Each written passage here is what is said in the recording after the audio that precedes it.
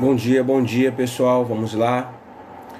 Vamos iniciar aí a nossa primeira aula, né? Nossa primeira live aí, para debatermos aí os temas propostos na ementa que eu coloquei lá no nosso grupo, tá bom? Do Facebook. Bom dia, Patrícia. Bom dia, Alexandre. Satisfação em conhecê-los. Eu nunca dei aula para vocês, né, para alguns alunos. Tem alguns que eu conheço, que já tive a oportunidade de dividir a sala de aula em turmas à noite, né? Eu nunca dei aula pela manhã lá na FIGHT porque eu tenho um outro trabalho pela manhã e aí me impossibilita de estar presente na FIGHT pela manhã, tá? Mas à noite, diariamente, diuturnamente, né, nós estamos lá trabalhando, tá bom? Então, eu espero que vocês tenham tido contato com a plataforma lá, com o material exposto, tá bom? Eu procurei ser mais sucinto possível, porque nesses momentos, né, de aula online, bom dia Almir, bom dia Tatiane, bom dia Anderson, Deus abençoe. Nesses tempos de pandemia, né, a mente da gente fica bem turbada, principalmente quando a gente passa a ter contato com as notícias, né, que passam nas mídias sociais. Então a gente fica meio que entristecido e perturbado também em alguns momentos, né? Esperar o restante do pessoal entrar. Temos 7 alunos aí, 18 inscritos até o momento, tá? Bom dia Fábio, bom dia.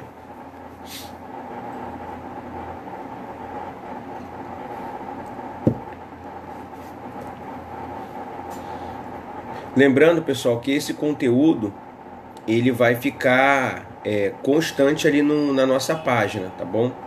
Mesmo depois que acabe o mês, que a gente não venha ter mais nenhum tipo de contato por meio dessa matéria, eu não tiro, tá, o material de lá, ele fica constantemente lá, vocês podem ter contato, podem continuar tendo acesso às informações ali. Vocês podem postar lá também algo que vocês julgarem ser necessário, tá bom? Então vamos lá, pessoal. Deixa eu me apresentar para vocês. Creio que algumas pessoas não me conhecem, né? Bom dia, Carlos. Deus abençoe. Meu nome é Leandro Monteiro, tá bom? Eu sou pastor auxiliar da Igreja Evangélica Ministério Pison, que fica em Nilópolis, tá ok? Sou professor da FIGHT desde 2013. Sou professor da FIGHT desde 2013, tá bom? Dou aula nos polos e na matriz ali. Bom dia, Aline. Então, sou professor da FIGHT desde 2013. Sou aluno da FIGHT desde o prédio antigo. Então, eu fiz meu básico em teologia lá na FIGHT. Fiz meu bacharel em teologia também lá na FIGHT. Fiz minha capelania também pela FIGHT. Fiz a minha convalidação, hoje complementação de crédito, né, que é a graduação, também pela FIGHT. Fiz minha pós-graduação de Ciências da Religião, Docência do Ensino Superior, também pela FIGHT. Bom dia, Sônia. Estou terminando a minha terceira pós-graduação pela FIGHT em História de Israel, tá bom? E tenho a minha pós-graduação em Gestão em Educação com ênfase em direção escolar pela Unopar. Então, eu praticamente me formei pela FIGHT, fazendo só uma outra pós-graduação pela Unopar, mas dentro de uma perspectiva secular e também educacional, tá bom? Então, de FIGHT aí eu já tenho muitos anos e a gente vai lidando com algumas situações na tentativa de fazer com que os alunos encontrem o crescimento, beleza? Quero deixar vocês bem à vontade para poder participar, comentar, tá? Discordar, concordar. Se quiser me xingar também não tem problema nenhum, pode xingar, amaldiçoar, Mas se quiser dar uma oferta de amor, o professor também aceita. Bom, vamos lá, pessoal. Em relação ao material posto na plataforma, vocês têm até terça-feira que vem para poder entregar as 2 perguntas. Creio eu que está bem fácil as perguntas de serem respondidas, tá bom? Eu não gosto de assoberbar aluno com diversos tipos de trabalho. Eu acredito que o menos, principalmente nesses tempos difíceis que nós estamos vivendo, é mais.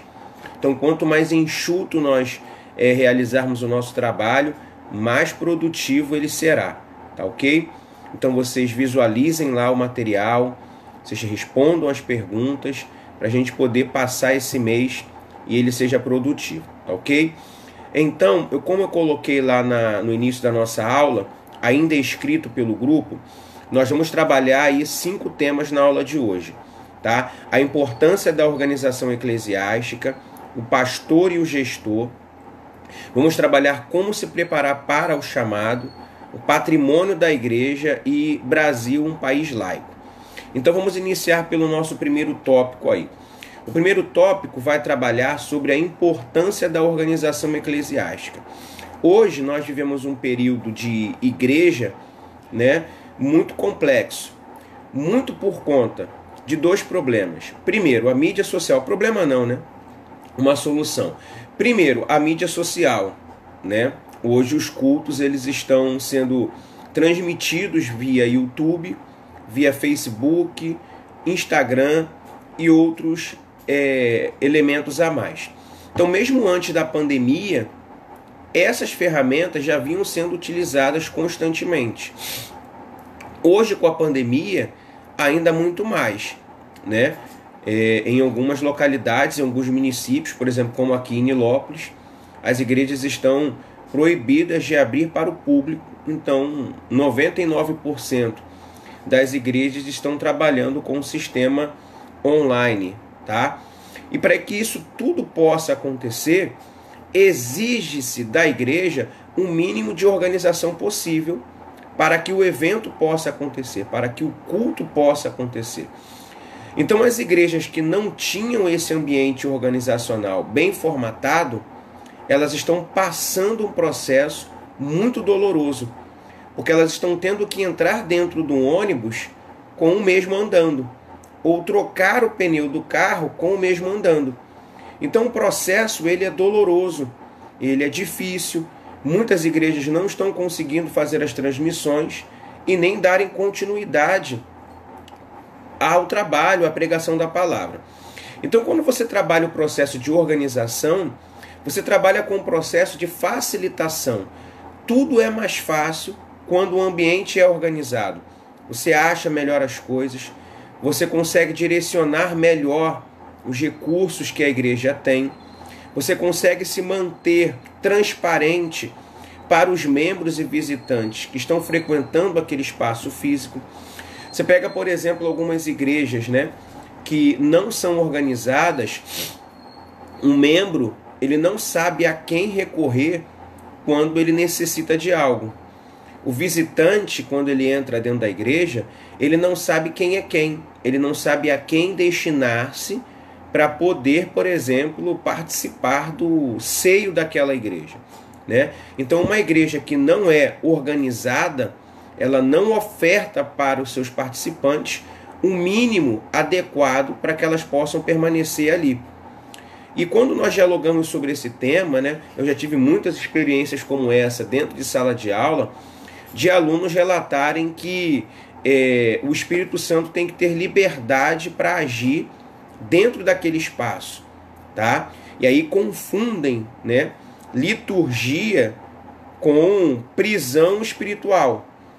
A liturgia, ela hoje é a única ferramenta que sirva para organizar um culto, tá?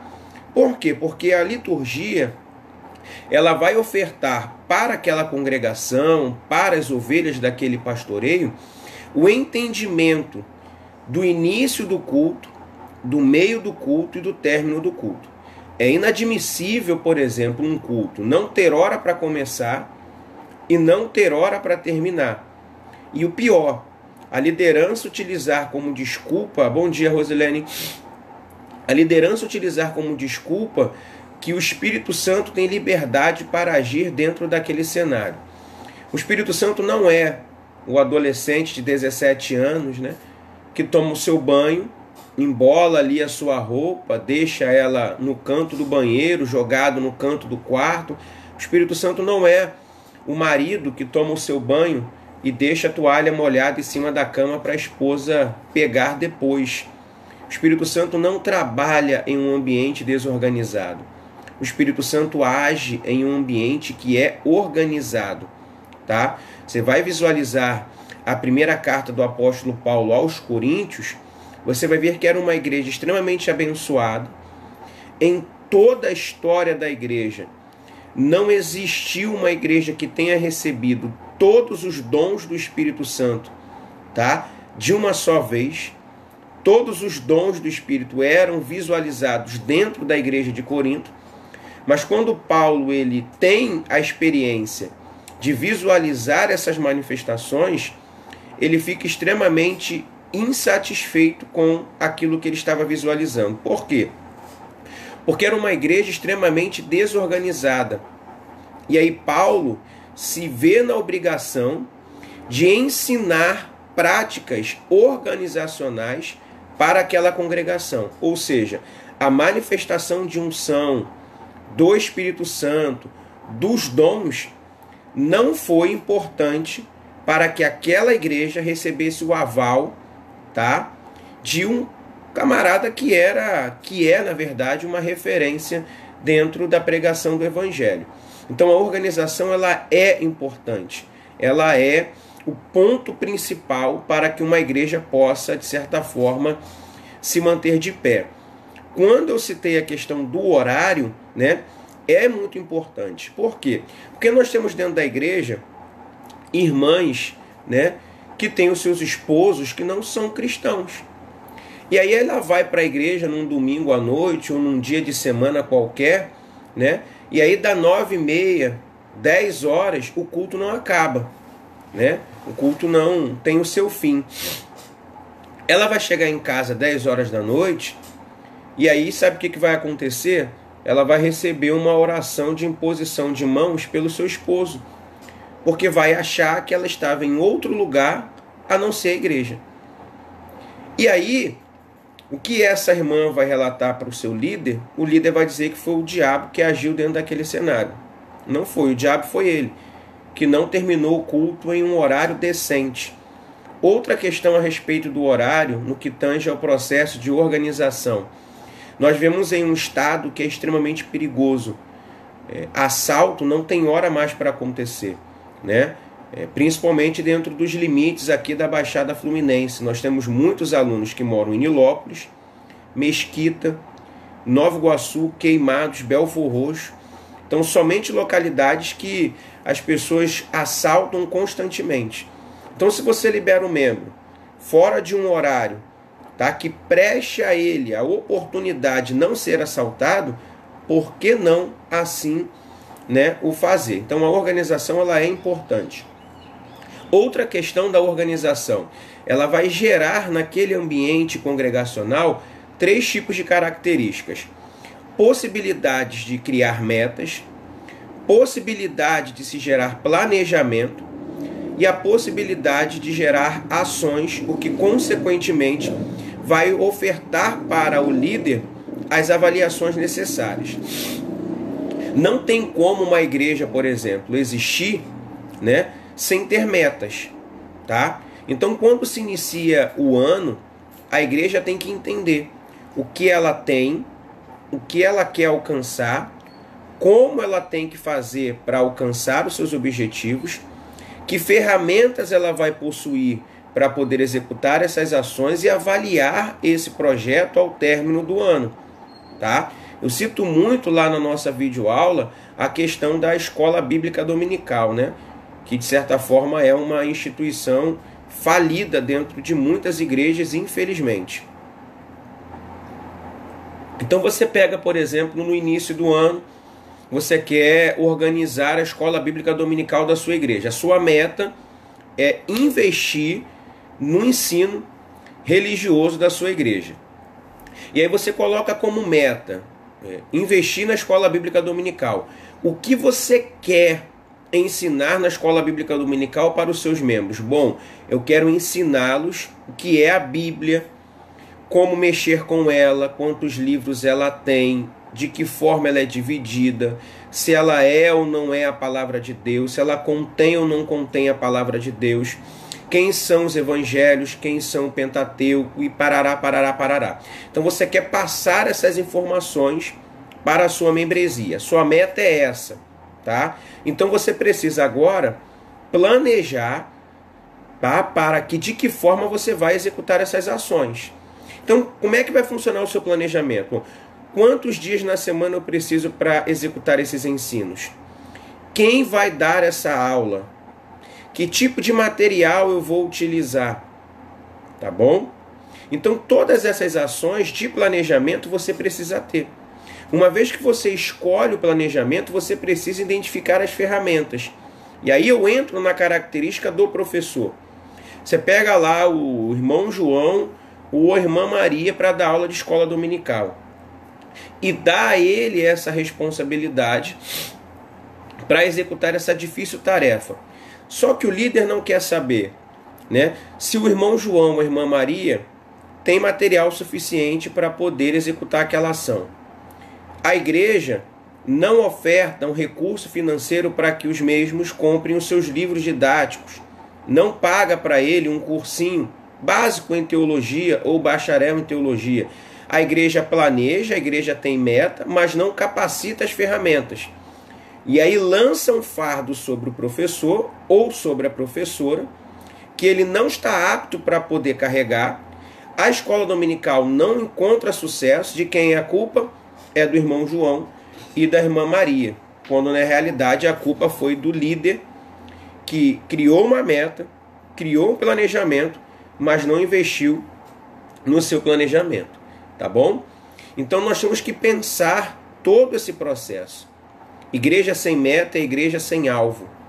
Se não tem o alvo, quando você chegar no final do ano, você vai olhar para dentro da igreja, vai continuar com ela vazia, ou às vezes cheia, tá? Porém sem qualidade absolutamente nenhuma, tá? E o que nós mais visualizamos dentro de ambientes congregacionais são igrejas sem propósitos, igrejas sem metas, sem planejamento, sem organização, tá? E aí fica difícil, tá bom? Não adianta depois criticarmos as igrejas grandes porque elas cresceram. Elas crescem porque elas se organizam para isso. Ela tem meta para isso. Ela tem planejamento para isso. Ela investe nas ferramentas que ela escolhe, para que assim ela possa conseguir executar as ações com qualidade. Pessoal, entendam uma coisa. A unção ela é importante, mas ela não é tudo na vida da igreja. Tá? A unção não é tudo. O jejum e a oração têm a sua relevância. Mas quando se fala de se gerir um processo eclesiástico, não é tudo. O pastor, para ser um líder da igreja, não basta apenas ele saber pregar. Ele tem que identificar uma forma adequada para poder organizar aquele ambiente. Caso contrário, vai ficar impossível, tá? Ele vai facilitar o projeto de Satanás de fechar aquela congregação. O diabo não precisa ter trabalho nenhum, porque por si só, tá, a igreja se destrói. Existem algumas características, né, quando um exército parte para a guerra, e uma delas é que o exército fique bem organizado. Porque quando o exército se desorganiza, ele se divide. E o exército, quando se divide, ele perde a batalha. Jesus ele vai citar sobre isso, dizendo que se o reino se divide, ele não tem como subsistir. O Antigo Testamento vai citar a ideia de que como andarão dois juntos, se não estão de comum acordo. A ideia aqui é o processo organizacional. A igreja hoje, ela tem os seus déficits, ela não consegue avançar, ela não consegue romper com algumas barreiras, justamente por conta da ausência da organização.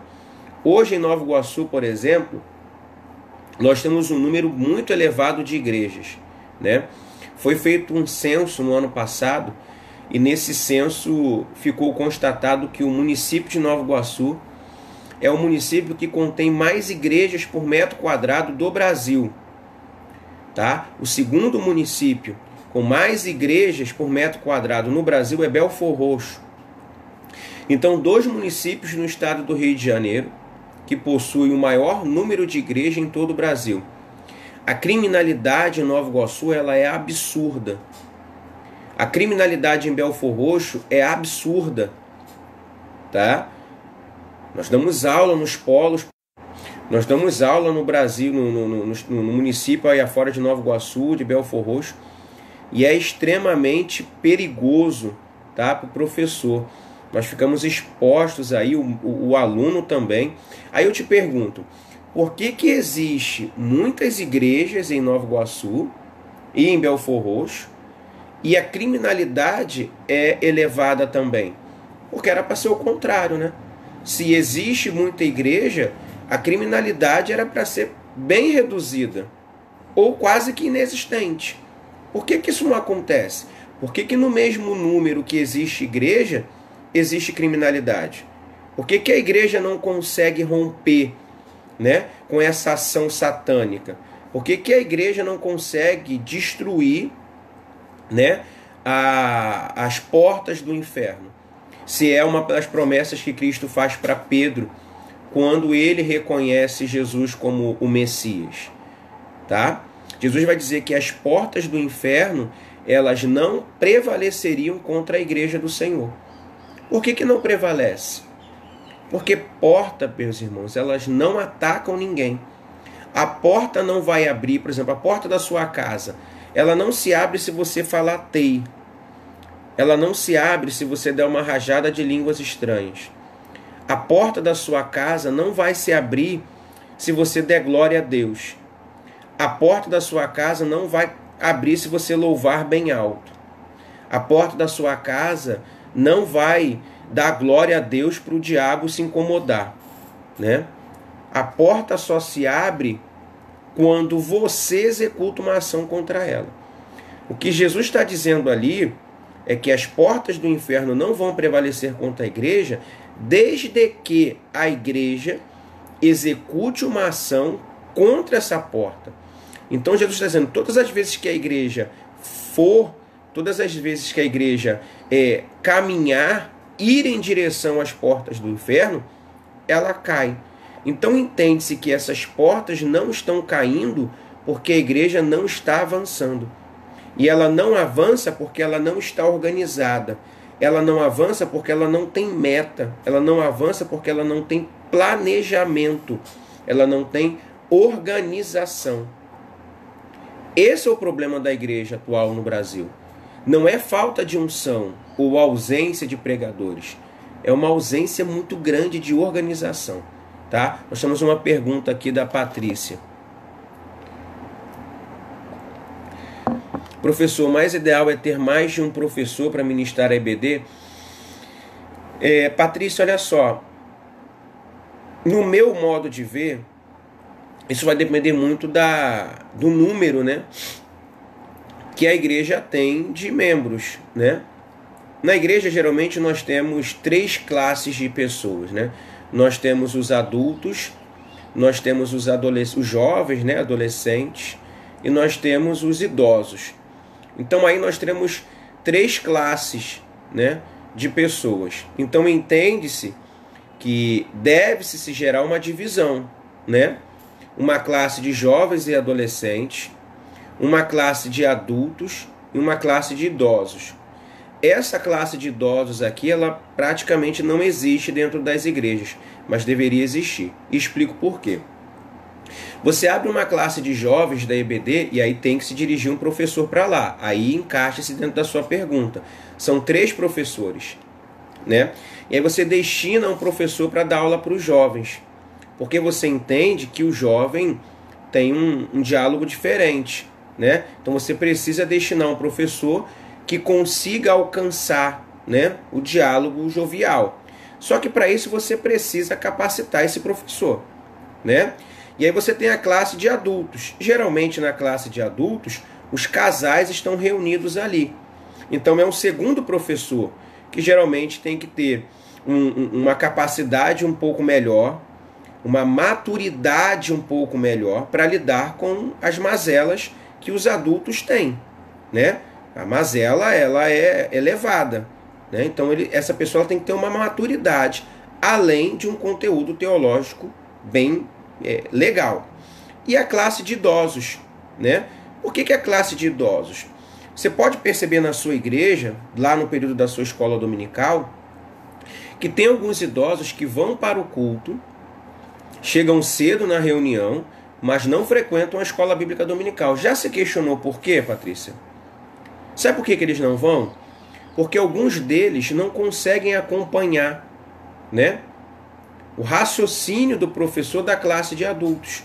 Não é que o professor esteja errado, é que aquele idoso já não consegue pensar com tamanha rapidez assim. Alguns deles não sabem ler. Muitos deles não conseguem mais enxergar. Falta de um óculos, presença de uma catarata, já perderam uma das visões. Então esses acabam ficando de fora, mas anseiam pela participação naquele ambiente educacional. Entende? E aí por que eles não participam? Porque tem vergonha. Então se você cria uma classe de idosos e coloca dentro dessa classe um professor capacitado, né, que saiba lidar com os idosos, que é o grupo da terceira idade, que tenha paciência, você vai trazer um benefício tão grande para esses idosos que você não tem noção. Muitos desses idosos contraem o Alzheimer porque não tem mais com o que pensar. Então vai ser uma capacitação teológica, espiritual, científica, porque vai entrar a psicologia no meio disso. Só que as igrejas parecem que esqueceram dos idosos, né? A Rosilene, lá na igreja também tem classe de crianças. Isso, eu esqueci delas, me perdoe, na minha também tem. E tem pessoas específicas para trabalhar com as crianças, né, Rosilene? Então por que nós temos aí pessoas para trabalhar com crianças, com jovens, com adultos, com casais, mas não temos pessoas para lidar com os idosos? É a ausência de organização. A igreja ela tem que pensar como um todo, tá? Como um número elevado de pessoas. Nós temos muitas características dentro da igreja e precisamos nos organizar para isso. Tá bom? Respondi? Tranquilo? Então vamos lá, pessoal. Até aí tá tranquilo? Se tiver alguma dúvida, alguma pergunta, por gentileza, digite aí algum acréscimo. Eu estou aqui para tirar as dúvidas e para discorrer. Então, enquanto essas dúvidas não chegam, eu vou continuar com os meus tópicos, beleza? Tranquilo? Então vamos lá. O segundo tópico que eu quero trabalhar com vocês, nunca havia pensado na classe para idoso. Verdade, Patrícia. Muita gente não pensa neles, né? Infelizmente. Eles são, de certa forma, deixados gelados dentro das nossas igrejas, né? O idoso, ele já não prega porque ele não consegue, né? Ele já não ora, ele já não canta, né? O idoso, ele é um móvel dentro da igreja, né? É uma escrivaninha que está ali, que alguns líderes se esquecem deles, tá? Então, as igrejas poderiam pensar um pouco mais nessa classe aí, abrir um espaço específico para eles, né? Para que eles possam botar a mente para funcionar, para que eles possam ter ali, né, o seu ambiente, né? Afinal de contas, essas pessoas construíram a igreja que hoje nós estamos. São graças a esses idosos, né, que hoje nós temos a oportunidade de obter a fé, né? Pessoal, quero pedir um favor para vocês. Se alguém lá no grupo se apresentou lá falando que não está conseguindo entrar no grupo, me avise aqui, tá? Porque a gente interrompe e aceita a solicitação deles lá, tá? Vamos lá, pessoal. Segundo tópico, o pastor e o gestor. São duas... trata-se da mesma pessoa, que é o pastor, tá? Mas de duas características que ele deve possuir, tá? O pastor, para ele ser pastor, ele tem que ter o chamado, tá? O pastor é chamado. Alguns têm chamado para pastor, outros têm chamado para evangelista, para profeta, para levita, para o diaconato, presbitério, né? Uns têm chamado para ficar no zelo da congregação. Então cada um tem o seu chamado. O pastor, ele tem que ter o chamado, é dom, tá? Eu não posso simplesmente bater no peito e falar assim, eu quero ser pastor. Como tem muitos por aí, que sobe o monte desviado e desce bispo, né? Já desce abrindo uma loja para botar uma igreja, dizendo que recebeu a unção no monte, né? Quando na realidade nem crente o camarada é, o filho de Satanás. A Sônia tem algo para acrescentar. Sim, tem duas pessoas que estão dizendo que o Senhor não aceitou a solicitação. Sim, foi como eu coloquei no grupo, né? Como a gente iniciou aqui, ficou difícil. Mas deixa eu ver o que eu posso fazer aqui.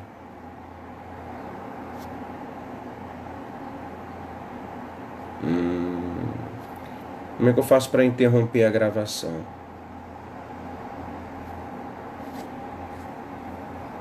Eu vou interromper a gravação aqui por alguns minutos para me aceitar essas pessoas lá, tá? Um minuto.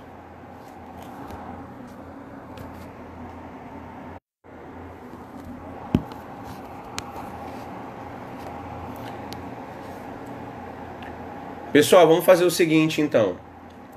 Nós temos meia hora de aula aí, 32 minutos.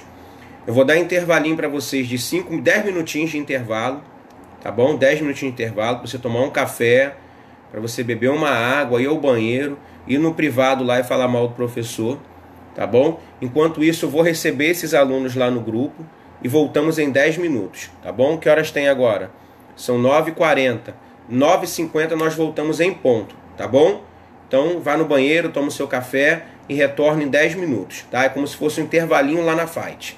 Então, em 10 minutos nós voltamos, tá bom? Enquanto isso, eu recebo os alunos lá, tá? Até daqui a pouco.